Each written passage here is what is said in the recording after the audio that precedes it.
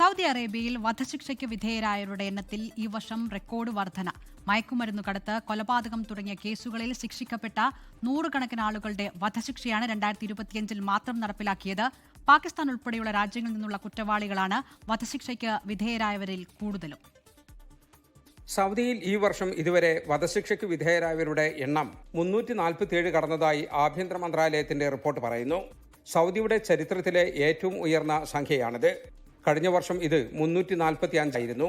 2025 അവസാനിക്കാൻ ദിവസങ്ങൾ ബാക്കി നിൽക്കെ തന്നെ ആ റെക്കോർഡ് മറികടന്നു.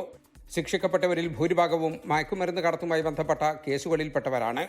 230ഓളം പേരും ലഹരിക്കടത്ത് കേസുകളിൽപ്പെട്ടവരാണെന്ന് റിപ്പോർട്ട് പറയുന്നു. ശിക്ഷിക്കപ്പെട്ടവരിൽ നല്ലൊരു ഭാഗവും വിദേശ പൗരന്മാരാണ് എന്നതും ശ്രദ്ധേയമാണ്. പാകിസ്ഥാൻ, ഈജിപ്ത്, നൈജീരിയ തുടങ്ങിയ രാജ്യങ്ങളിൽ നിന്നുള്ളവരാണ് ഇതിൽ ഭൂരിഭാഗവും. അതേസമയം കൊലപാതക കേസുകളിൽ പിടിക്കപ്പെടുന്നവരുടെ വധശിക്ഷയും വിട്ടുവീഴ്ചയില്ലാതെ നടപ്പാക്കുന്നുണ്ട്.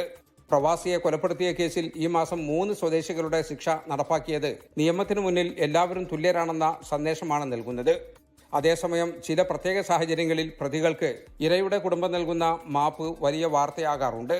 എന്നാൽ മയക്കുമരുന്ന്, ഭീകരവാദം തുടങ്ങിയ രാജ്യദ്രോഹ കുറ്റങ്ങളിൽ ശിക്ഷിക്കപ്പെടുന്നവർക്ക് ഇളവ് നൽകാൻ നിയമം അനുവദിക്കുന്നില്ല. ജലീൽ കണ്ണമംഗലം, 24 ജിദ്ദ. ലോകത്തെവിടെയായാലും ഏത് സമയത്തും 24 വാർത്തകളും ഓഗ്മെന്റഡ് റിയാലിറ്റി പാക്കേജുകളും എക്സ്പ്ലെയിനറുകളും വിശദമായി കാണാൻ ഞങ്ങളുടെ യൂട്യൂബ് ചാനൽ നിങ്ങൾക്ക് സബ്സ്ക്രൈബ് ചെയ്യാം.